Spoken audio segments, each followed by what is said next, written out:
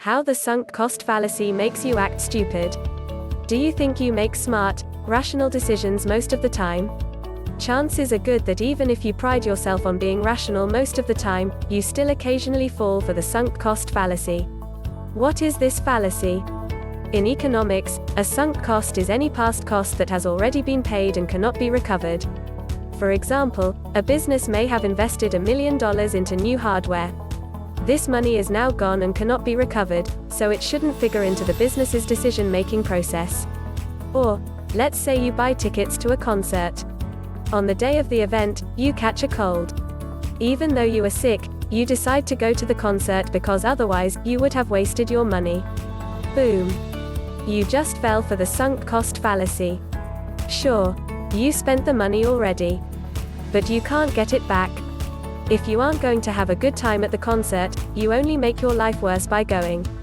How often do you fall into the sunk cost fallacy trap? Unfortunately, an awful lot.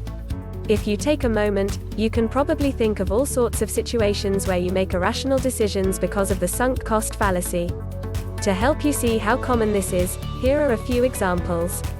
1. I might as well keep eating because I already bought the food. I do this one all the time. If I go to a restaurant and become full after eating most but not all of my food, I feel compelled to eat the rest so that it isn't wasted. But in reality, nobody else will eat that food after me.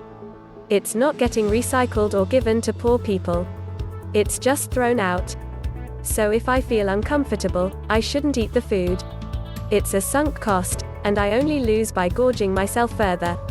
2. I might as well keep watching this terrible movie because I've watched an hour of it already. Or reading a terrible book that you are 100 pages into, or continuing a TV series on Netflix that has gone downhill, etc. It doesn't matter that you've already invested time into whatever media you are consuming. If you don't like the movie, you can walk out of it. I once made the mistake of staying in the theater during dinner for schmucks despite quickly realizing how terrible it was. It never got better, and I wasted even more of my time by staying.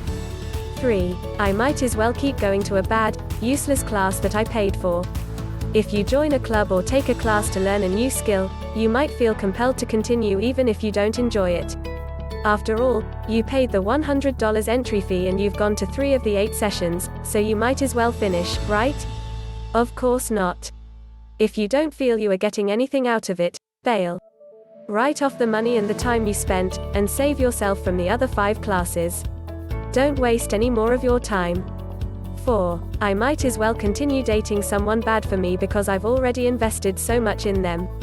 This is unfortunately all too common. If you put a lot of emotional investment into a relationship, it can be very challenging to break it off. This can be true of any relationship, not just romantic ones.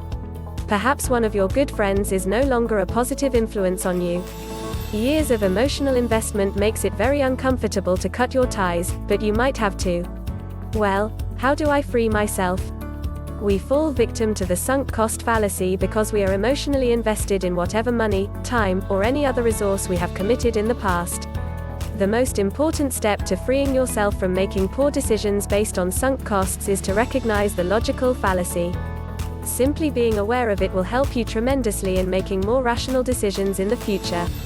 By reading this article, you've already taken that huge first step. But when that isn't enough, I suggest you write out a pros and cons list.